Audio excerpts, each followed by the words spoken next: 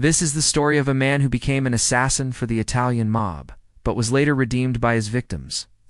This is the last hit. At age 23, Michael Franzese was at the top of his game. He was a professional baseball player in the New York Yankees organization. His father was a prominent mafioso, and he had just married the love of his life. But then it all came crashing down. After an injury, Michael was forced to leave baseball and return home, only to find that his father was dead. And now the family business was being taken over by his older brother, John. To make things worse, Michael couldn't stand his new boss. The two brothers fought constantly, and Michael was soon kicked out of the family business. Now a nobody in the criminal world, Michael was approached by Anthony "Fat Tony" Salerno, who offered him a place in his crew. This was a big deal because now Michael would work directly for the boss of bosses. But there was one problem. Before joining the crew, Michael had to go through a test. Fat Tony sent him to kill 3 people. If he didn't do it perfectly, he wouldn't be allowed in the crew.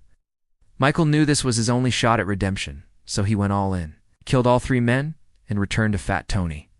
The boss was impressed with Michael's work, took him in, gave him the name Killer Mike, and promised him more hits in the near future.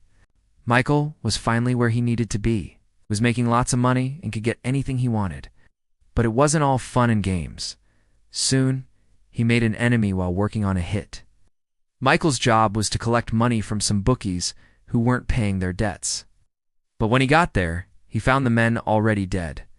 This meant only one thing. Someone had taken their money and marked them as dead collectors. Now Michael needed to find out who did this before he was next.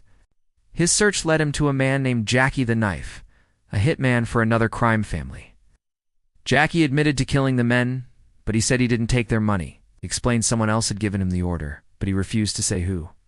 This enraged Michael, who beat Jackie to death. From that moment on, Michael lived in fear. He knew that whoever ordered the hit was now after him, so that man turned out to be Joey the Clown. He was a capo in the Genovese crime family and the underboss of Fat Tony's crew. Their relationship was strained because Michael had killed one of Joey's men during the baseball betting incident. Michael knew Joey would be out for revenge. He decided to visit him, hoping they could settle things like men. But Joey had something else in mind. He tried to kill Michael, but he survived. Then Joey made a threat, said that if Michael didn't kill Fat Tony, he would kill him. This put Michael in an impossible situation. On one side was his boss, the man who took him in when no one else would and gave him purpose.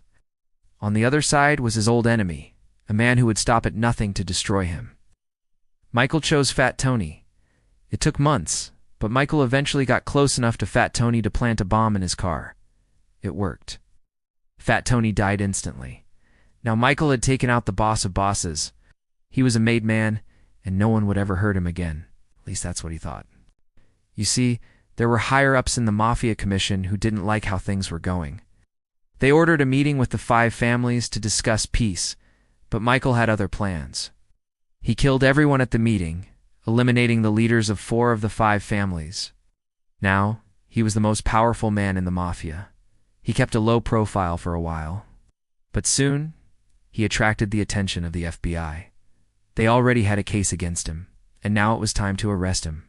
Michael knew he couldn't fight the feds, so he surrendered and agreed to testify against his former friends.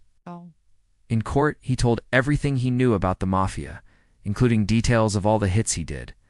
This included the murder of Fat Tony, which made him public enemy No. 1 in the Mafia.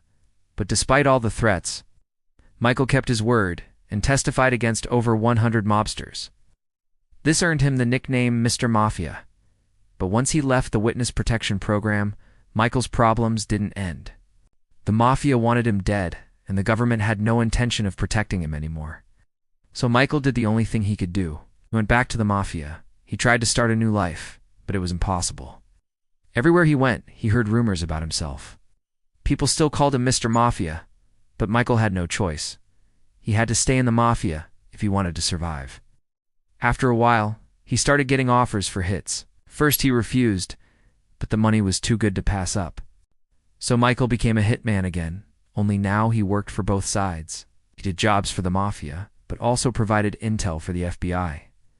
It was a dangerous game, but Michael was good at it. He successfully completed several hits without drawing attention. But it didn't last long. Eventually, someone figured out that Michael was a double agent. When that happened, Michael was on the run. He had to hide from both the Mafia and the FBI. Luckily, he had a lot of experience in hiding, so he managed to stay off the radar for years. During this time, he did a few more hits, but that was it. He was done with this lifestyle. Michael wanted to retire, but there was one problem. The Mafia believed he killed Fat Tony for the FBI, and they wanted revenge. They sent Hitman Jr. to kill Michael, but this was a mistake. Michael was too experienced. He easily defeated Jr. and took him to the police. This was the last straw. Now the FBI had enough evidence to arrest every mobster in America. This was thanks to Michael's testimony and the hits he set up. Over 200 mobsters were arrested. Finally, the Mafia was brought to its knees. With the leadership gone and the soldiers arrested, the organization collapsed. Michael was responsible for this. He had killed the heads of 4 crime families and helped send the rest to jail. But it didn't bring him any happiness. In fact, it only made things worse. You see, Michael was a made man. And even though he betrayed the Mafia, he could never truly leave it. He spent his days traveling around the country, doing odd jobs and hiding from the Mafia. But Michael always carried a gun.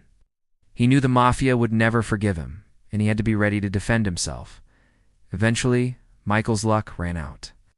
One day he was ambushed and killed. But before he died, he got his revenge. In a shootout with his attackers, Michael managed to kill one of the hitmen. The other one got away, but Michael didn't care. He knew he wouldn't make it, as he lay dying. Michael looked up at the sky and smiled. Finally, he was free. Now, you're probably wondering why the victims in this story actually ended up redeeming Michael. Well, you see, Michael was different from other assassins. Even though he was cold-blooded, he felt remorse after every hit. He would often visit the families of his victims and apologize. Sometimes he would even offer to pay for their funerals. Most hitmen don't do this, but Michael wasn't most hitmen. He was a made man who was forced into the lifestyle. And even though he did terrible things, he was still human. This is why the families of his victims forgave him. They understood that Michael was just a pawn in a bigger game. They knew he wasn't a bad person, just a desperate one. So there you have it, the story of Michael Franzese, the man who became a killer but was redeemed by his victims. If you enjoyed this video, check out my others. Thanks for watching.